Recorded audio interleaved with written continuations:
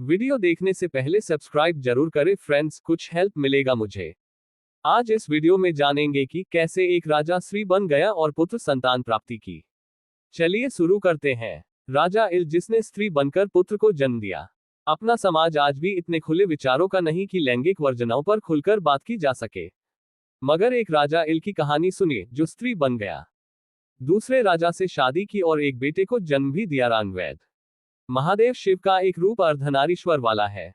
सभी जानते हैं विष्णु का मोहिनी रूप धारण कर शिव को रिझाना भी मालूम होगा। जहां देवी भागवत पुराण के 6ठे स्कंध में कथा है कि नारद जी कई बच्चों की माता बने। चलिए तो आज आपको एक ऐसे राजा की कहानी सुनाने वाला हूं जो स्त्री बने और फिर पुरुष। ये कहानी आज के दौर की नहीं है बल्कि बेहद पुरानी है, जिसका जिक्र पुराणों में मिलता है। वैवस्वत मनु के 10 बेटे थे, जिनमें से एक थे इल। इल जब राजा बने तो देव, दानव, नाग, राक्षस सभी उनकी स्तुति किया करते थे। एक रोज राजा इल शिकार करने वन चले गए। वाल्मीकि रामायण के उत्तरकांड में राजा इल की चौंकाने वाली कथा मिलती है। राजा अपनी सेना के साथ थे। जब वो अंबिका वन पहुंचे तो पुरुष से स्त्री बन गए। अंबिका वन वही वन था जहां भगवान शंकर देवी पार्वती के साथ वन विहार करते थे। कहा जाता है कि एक बार भगवान शंकर देवी पार्वती के साथ वन में विहार कर रहे थे। दोनों प्रेमालाप में लीन थे। उसी वक्त ऋषियों का एक समूह वन में आ पहुंचा, जिन्हें देखकर पार्वती शर्मा गईं।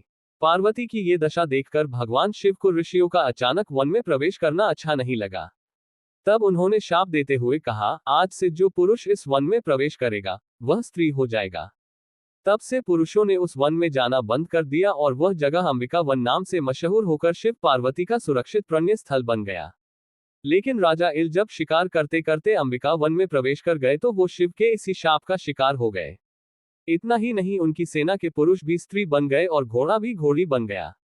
अपने बदले हुए रूप को देखकर राजा इल बहुत दुखी हुए। वो वन में ही रहने लगे। अब उन्होंने अपना नाम इल से इला रख लिया। एक रोज जब इला वन विहार कर रही थी तो उन्होंने खूबसूरत सरोवर यानी तालाब देखा। उस सरोवर में चंद्रमा का बेटा बुध मुनि रूप में तपस्या कर रहा था। बुध का शरीर बेहद आकर्षित और तपस्या की वजह से प्रकाशित हो रहा था। इला बुध पर सम्मोहित होती चली गई और उनके करीब पहुंच गई। ये सरोवर अंबिका वन की सीमा से बाहर था, इसलिए बुध का पुरुषत्व अभिशाप से बचा हुआ था। जब इला पानी में उतर गई तो बुध का ध्यान भंग हो गया। उन्होंने अपने सामने बेहद खूबसूरत स्त्री इला को देखा। बुध भी इला पर दिल हार गए। उन्होंने सोचा, इतनी सुंदर स्त्री कौन है जो ना देवियों में है, ना नागवधुओं में, ना असुर नारियों में और ना अप्सराओं में। उन्होंने मन में सोचा, अगर ये स्त्री किसी को नहीं ब्याही गई होगी तो मेरी पत्नी बनने योग्य है। राजा बुध एंड इल्ला। राजा बुध पानी से बाहर आ गए और तालाब के किनारे बने आश्रम में चले गए। वहां उन्होंने इला की सखियों को बुलाकर पूछा कि ये खूबसूरत स्त्री कौन है। तो उन्होंने जवाब दिया, हमारी स्वामिनी है, यही वन में रहती है और इनका अभी कोई पति नहीं। राजा बुध ने अपनी विद्या का स्मरण करके इला के बारे में सब कुछ जान लिया। दोनों एक दूसरे पर इतना मोहित हुए कि प्रेम विवाह कर लिया। इला बुध के साथ उनके आश्रम में रहने लगी। राजा बुध के कहने पर इला की सखियां एक पर्वत पर रहने चली गईं।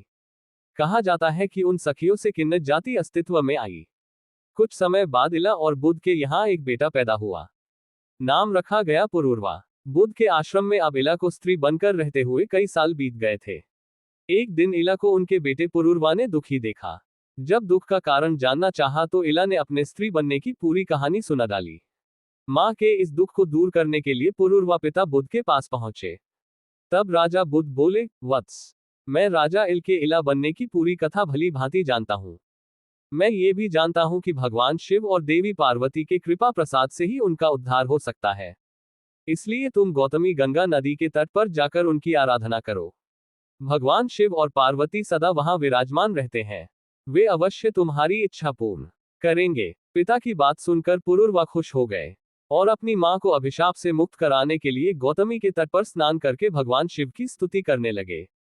उनकी स्तुति शिव प्रसन्न हुए और देवी पार्वती के साथ प्रकट हुए और पुरूरवा से वर मांगने को कहा।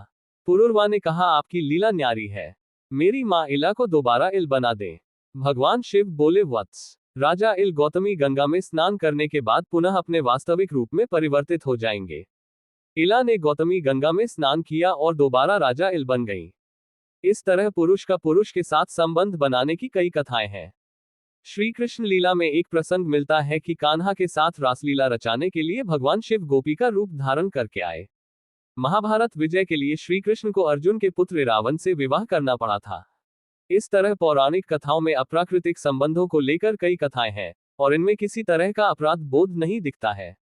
इससे साबित होता है कि लैंगिक वर्जनाओं को लेकर भारतीय समाज पहले काफी परिपक्व था।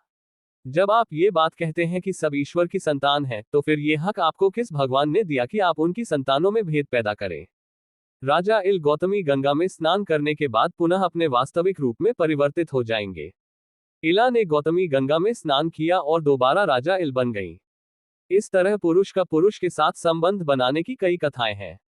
श्री कृष्ण लीला में एक प्रसंग मिलता है कि कान्हा के साथ रासलीला रचाने के लिए भगवान शिव गोपी का रूप धारण करके आए और रासलीला करते थे। दोस्तों, कहानी अच्छा लगा तो जरूर सब्सक्राइब करें। धन्यवाद।